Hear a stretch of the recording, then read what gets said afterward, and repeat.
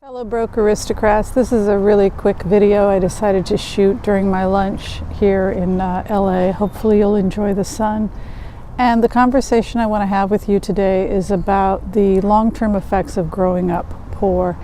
And I decided to share this because I've really been doing a lot of work on myself, and I'm struggling with this issue myself.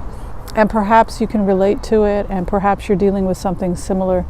And that is the long-term consequences of poverty. If you're somebody who grew up, as I did, extremely poor, we sometimes run the risk of having certain views about ourselves and the world that can be long-term. It can have a long-term damaging effect. And I think that's because when we're younger, we tend to internalize things a lot. When we see things around us that are happening, or things that were happening to us when we were younger, we may blame ourselves, the child, even if the child is only 7 years old or 8 years old. In my particular case, as I have mentioned, and I don't share this with people out of any desire for pity, but simply to help people understand where I'm coming from.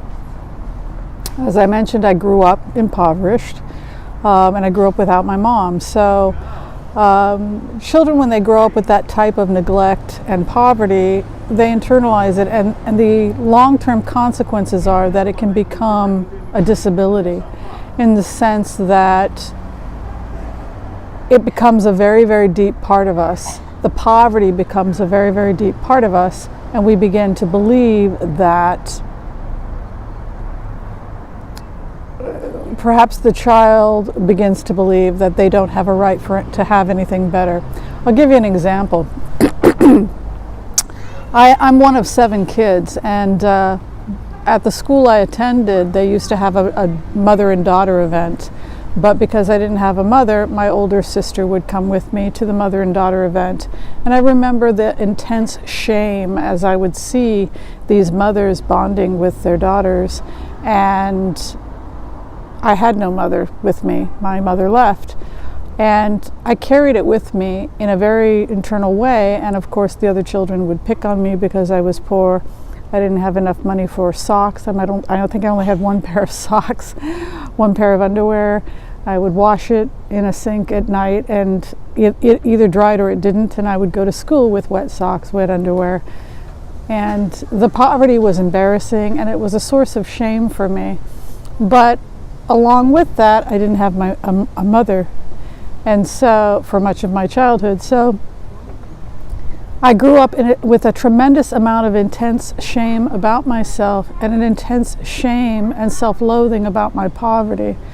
And as I grew into an adult, I wanted to break the cycle of poverty, and so I worked very hard to get through school and get through medical school, and came out the other end with $300,000 in debt and even greater poverty. So it's a great challenge to overcome poverty. And sometimes when we try to break poverty, we wind up in even greater poverty. This is the horrible cycle of poverty in the United States. But the real thing I wanted to say today is about the psychological toll of poverty. And I don't think it gets talked about enough, where you begin to internalize the poverty and think that you are not deserving of anything greater than that, because we are still thinking like the child. We're still thinking like that young person who had these things happening to them, none of which had anything to do with the child, and it was in no way the child's fault. But if we don't check ourselves, if we don't examine ourselves, it's going to be very, very hard to overcome that kind of crippling psychological damage that can come from growing up like that. And I think it's also colored how I interact with people here in Los Angeles, because I deal with extremely wealthy people all the time, and I deal with extremely famous people all the time. And I do sometimes feel like I would be more comfortable working with other people who come from crippling poverty and who've overcome the kind of challenges I've overcome, because I feel like that's my tribe. Those are the people that I understand, because we all grew up with the same struggles. And when I'm around people that are extremely wealthy, who haven't had those struggles, I do feel uncomfortable, I'll be quite honest, and I have a real hard time relating to those folks. Not that they're bad people. I've met some wonderful people that are rich and famous in LA. I've had great experiences. It's an internal awareness of myself and how I grew up and how it's impacted my view of the world. And it's something I'm still working on.